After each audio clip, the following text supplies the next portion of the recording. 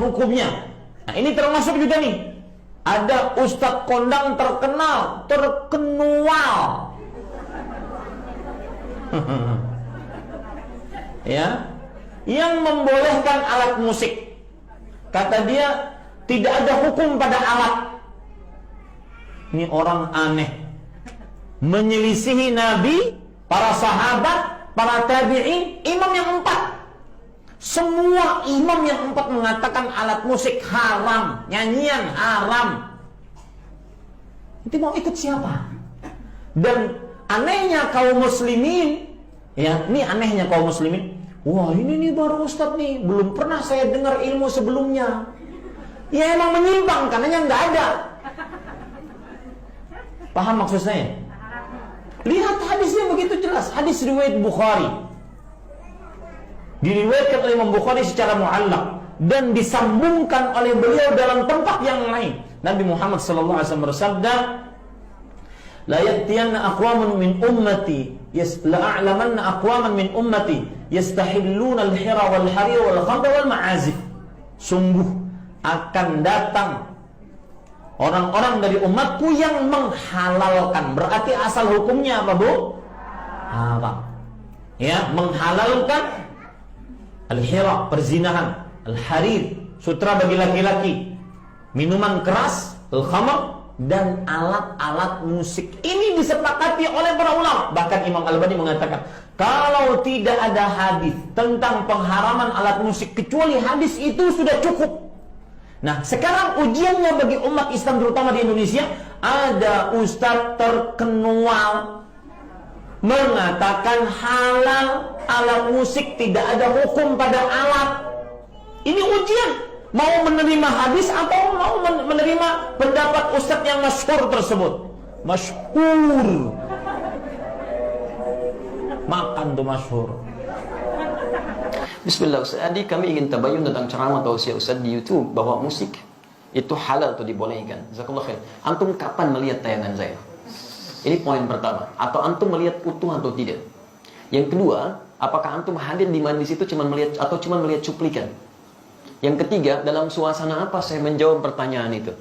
Karena setiap materi yang disampaikan, setiap majlis itu suasananya bisa berbeda. Apa yang ditanyakan nggak bisa antum bikinnya di hukum umum. Ini poin pertama. Yang kedua, antum mesti bedakan hukum dengan sikap hukum. Itu berbeda. Hukum dengan sikap hukum. Kalau antum ditanya hukum, antum mesti jujur. Gak boleh antum ambil sesuai selera antum aja. Yang pengen saya begini, itu sampaikan. Yang menurut Nabi padahal benar, antum tutupi karena hanya jamaah ikut keinginan antum. Itu gak boleh. Dosa itu antum. Sikap hukum itu beda. Misal, ada hukum, saya beri contoh, nanti saya teruskan ke musik ya. Ada hukum misalnya untuk sujud nih, setelah i'tidal. Ya, hukumnya ada dua secara umum.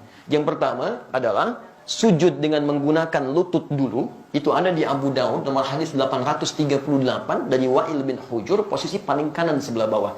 Taib. Yang kedua, ada menggunakan telapak tangan. Di telapak tangan dulu, baru lutut. Ya, itu ada di Abu Daud kitab yang sama, nomor hadis 840 dari Abu Hurairah, posisi paling kiri sebelah atas sampai 841. Cuman beda dua nomor. Ini yang disebut hukum. Jadi kalau Anda tanya bagaimana hukumnya, ini dua alternatif yang diajarkan oleh Nabi. Singkatnya ada kemudahan.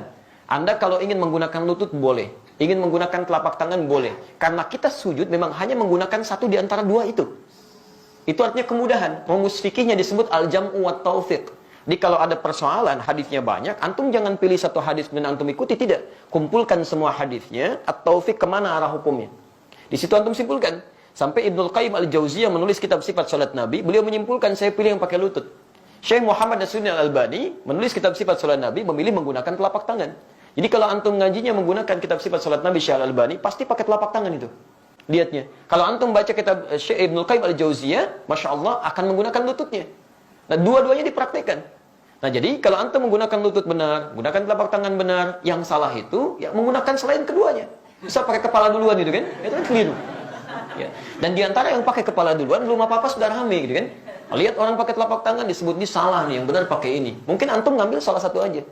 Dan yang tidak tepat ketika Anda mengajarkan pakai telapak tangan atau pakai lutut, Anda mengatakan ini yang lain salah nih, yang benar pakai ini. Hadisnya dhaif.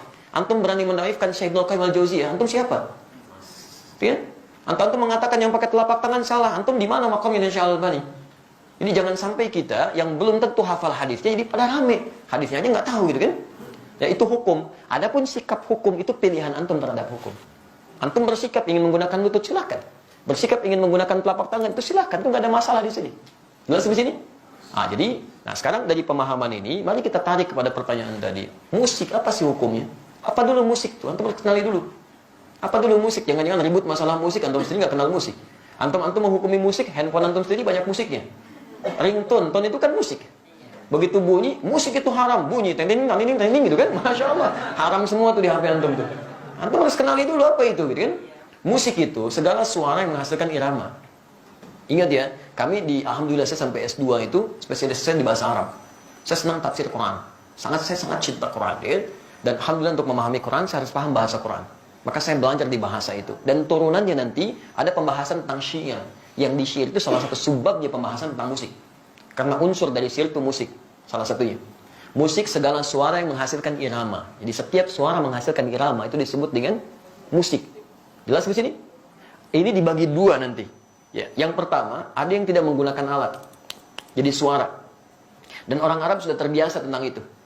Maka ketika mereka membuat syair, di antara unsur syair itu salah satunya musik. Kalau antum belajar jurusan bahasa Arab, berbicara tentang syair itu pasti itu akan belajar itu. Di antaranya ada irama, musik di situ. Kalau diturunkan ada 16 rumus, disebut dengan bahar di ilmu arud. Ada bahar tawil, ada madid, ada rajaz, ada macam-macam. Dan sejak zaman jahiliyah sudah ada. Jadi begitu mereka bikin syair tidak ada irama musiknya, itu disebut aib musiknya. Aib syairnya, celah. Bukan syair yang fasih. Ya, tawilun lahu dunal bukhuri fadailu fa'ulun mafa'ilun fa'ulun mafa'ilu kifanat min dzikra habibin wa manzili bisaqtul liwa bainad dakhuli fa hawmali. Selalu ada iramanya membedakan satu dengan yang lainnya. Nah, pada yang seperti ini bahkan turun ayat Quran. Saya ulang ya, bahkan surah khusus yang membahas tentang kebiasaan mereka. Surah ke-26 disebut asy-syu'ara. Asy-syu'ara itu jamak dari kata syair yang berarti pemusik, penyair. Enggak pakai penyair. Itu penyair. Saya ulang ya, penyair. Jamaknya asy-syu'ara. Tayyib, kalau antum baca nanti dari ayat 224 sampai ke ujungnya, singkatnya apa? Ada kebiasaan-kebiasaan mereka ketika ayat turun dicela oleh Quran. Dicela oleh Quran. Wasy-syu'ara yattabi'uhumul ghawun, dan para penyair itu seringkali menghadirkan hal yang tidak bermanfaat. Wa hum fi kulli wadin yahimun, ada yang datang ke lembah-lembah nyari inspirasi sehingga ibadah ditinggalin. Datang ke lembah, jadi apa Pak? Jadi ilham. Kan ilham tetangga Bapak. Oh enggak, saya di sini. Jadi itu, jadi inspirasi, nulis macam-macam. Sehingga maaf, kebaikan-kebaikan diabaikan. Kan salat tertinggal, macam-macam tertinggal. Zaman jahiliyah banyak yang begitu. Sehingga ketika zaman Islam dibedakan. Yang seperti ini gak ada banyak manfaatnya. Bahkan ada yang menuduh Nabi SAW. Ada yang menyerang Nabi dengan syair. Banyak. Ada Zuhair bin Abi Salma sebelum dia tobat. Nyerang Nabi itu. Disebutkan begini, dan sebagainya. Apa yang terjadi? Sisi lain, banyak juga penyair muslim. Di antaranya Hasan bin Sabit. Hasan bin Sabit bahkan langsung disebut sebagai syairun Nabi. Seorang penyair yang membela Nabi SAW. Jadi begitu di sudut sana mencela Nabi, di sini kemudian membalas dengan membela Nabi SAW. Dan tidak sedikit pembelaan itu dihasilkan lewat syair. Yang seperti ini langsung disanjung oleh Quran. Illal ladzina amanu, kecuali para penyair yang beriman kepada Allah Subhanahu wa taala. Yang dengan syairnya dijadikan untuk membela Islam dan mengangkat nilai-nilai kebaikan. Jelas di sini dulu? Ini sisi yang pertama. Jadi Anda bayangkan, Anda mesti fair di sini. Ada ayat yang mencela keadaan tertentu, ada ayat yang kemudian mengangkat nilai kebaikan di situ. Jelas? Bahkan Nabi SAW pernah kemudian meluruskan ketika seseorang memuji Nabi untuk mengkultuskan. Jangan sebutkan itu, sebutkan yang lain. Dan Nabi SAW ketika pulang dari perang Tabuk pulang, itu disambut dengan syair. Dan beliau diam. Tala'al badru alaina min thaniyatil wada'i, ya wajaba syukru alaina, mada'a lillahi da'i. Dan antum ada yang kemudian membuat dengan musik-musik kasidah itu. Itu asalnya kan itu syair. Ya, dari madid rumusnya. Tala'al badru alaina min thaniyatil wada'i wajaba syukru alaina mada'a lillahi da'i. Ada semuanya di situ. Ya. Sampai orang Arab itu, jangankan masalah seperti itu, lihat binatang, lihat macam-macam, itu memang itu Masya Allah, itu langsung bisa bikin syair. Refleksnya syair. Itu lihat burung aja, burung bulbul lompat-lompat bikin syair. Al-Asma'i pernah bikin, cuma gara-gara burung bulbul lompat ke dahan-dahan bikin syair. Sautu safiril bulbuli hayyaja qalbi thamini al-ma wa zahma ma zahilah dhul muqali fa anta yasridi wa sayyidi wa maulani fakam tayyumuni ghajirin uqalqali qataftuhu min wajhatin fi hadha ar-rajuli faqala la la la faqad ghada muharmili wal walad wali yawaydani faqultu la tuwalbili fabayyinu lu'ali qalat lahu hina kada in hadha dhul muqali kahatan kakailali tabtabi tabtaburi. Ada semuanya. Dia bikin itu. Dan dalam suasana membuat itu, Nabi biasa saja. Jadi ketika buruk dicela oleh Nabi, ketika baik didiamkan oleh Nabi. Maka dari sini ulama sepakat dalam persoalan syair, musik yang berasal dari suara. Awas ya, berasal dari suara itu terbagi pada dua bagian. Ada yang dicela sampai tingkat keharaman ketika menjauhkan dari Allah Subhanahu wa taala, membuat diri lalai, makruh dengan kalimat-kalimat yang tidak pantas itu yang haram. Jelas? Tapi kalau yang dimaksudkan kalimat-kalimat kebaikan, sampai Imam Syafi'i punya syair disebut Diwan Asy-Syafi'i, ajakan pada kebaikan, ketaatan di situ, itu dibenarkan oleh para ulama. Tidak ada masalah di situ, yang disebut dengan hukum boleh. Jelas di sini? Jadi pernyataan saya jangan di framing gitu kan, jangan dipotong seakan-akan Ustaz dibolehkan ini. Kata siapa? Saya nggak pernah membolehkan itu. Hukumnya ada di Quran, turun sejarahnya, antum bisa lihat, ini yang tidak boleh, ini yang boleh. Sekarang alat musik. Bagaimana dengan alat-alat musik? Antum bisa perhatikan kalau munculkan hadis-hadisnya, ada yang langsung dicela, bahkan didekatkan dengan zina.